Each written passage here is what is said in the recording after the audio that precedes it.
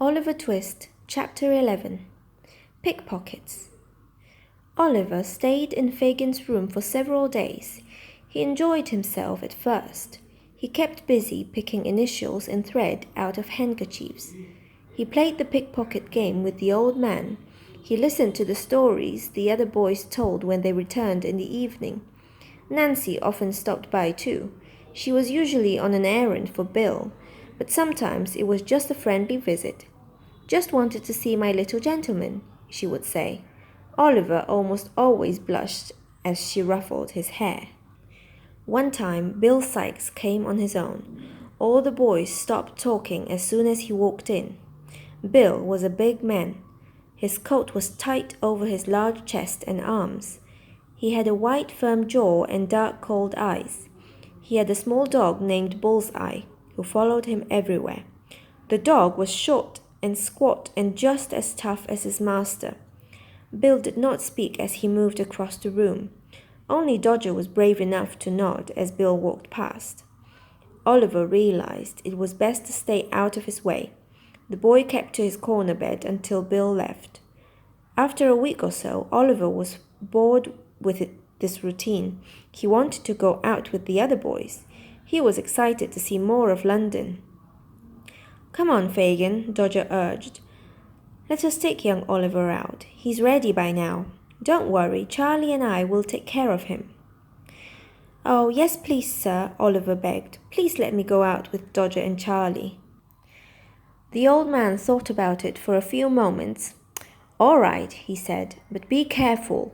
You're in charge, Dodger," Fagin spoke sternly. "You watch out for Oliver."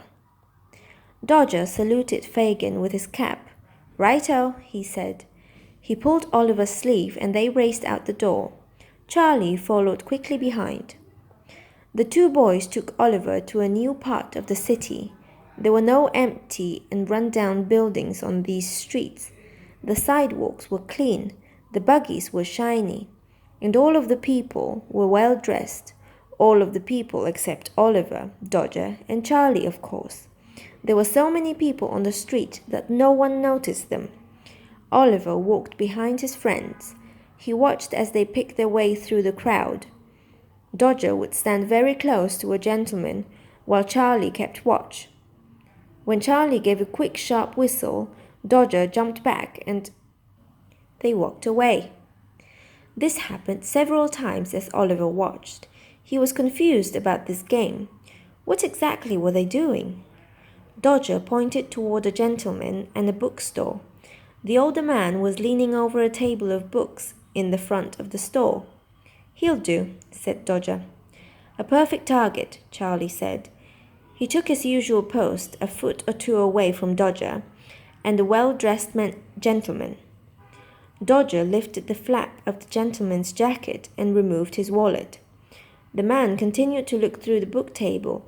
This all happened in the space of a second or two. Dodger and Charlie quickly ran back into the crowd. Oliver was horrified. He stood a few feet away from the gentleman, shaking. He suddenly realized the game that Fagin was teaching him. These boys were all pickpockets and thieves. Fagin wanted Oliver to learn how to steal. The poor boy had no idea what to do next. He was frozen to his spot on the sidewalk. Oliver watched in terror as the gentleman reached for his wallet and found an empty pocket. He turned around quickly and saw Oliver standing a few feet away. "Thief!" the man yelled. He pointed at Oliver. "Stop that boy! He stole my wallet!" Oliver looked for Dodger and Charlie, but he could not find them. He was so frightened that he started to run. A crowd followed him, shouting, "Stop! Thief!" If Oliver had looked behind him, he might have seen his two friends in the crowd. They could not think of a better place to hide than in a crowd of good citizens. Oliver ran down several streets. The crowd continued to grow, and Oliver became more nervous. His legs grew weak with fear. Sweat and tears were filling his eyes, making it difficult to see. He tried to jump over some crates, but he tripped and landed hard on the sidewalk. He cut his knee, elbow, and forehead. Members of the crowd quickly grabbed him and pulled him up. "Where's the gentleman?" that was robbed?" one of the men asked. "He's coming through right now," a woman answered. Mr. Brownlow, for that was the old gentleman's name, made his way through the crowd. He stopped when he saw Oliver. Something about the boy touched the old gentleman's heart. The boy was so small and clearly scared. Mr. Brownlow saw that Oliver was hurt. He felt pity for the boy, but a crime had been committed. Justice must be served. "Is this the boy who stole your wallet?" "I'm afraid so," said Mr. Brownlow. "Poor fellow, he has hurt himself." The men in the crowd laughed at Mr. Brownlow's concern. They flagged down a police officer. Arrangements were made to take Oliver to court right away. The crowd set off for the courthouse, dragging the young boy behind them. "Please be careful," Mr. Brownlow said. "Try not to injure him more." The old gentleman followed along.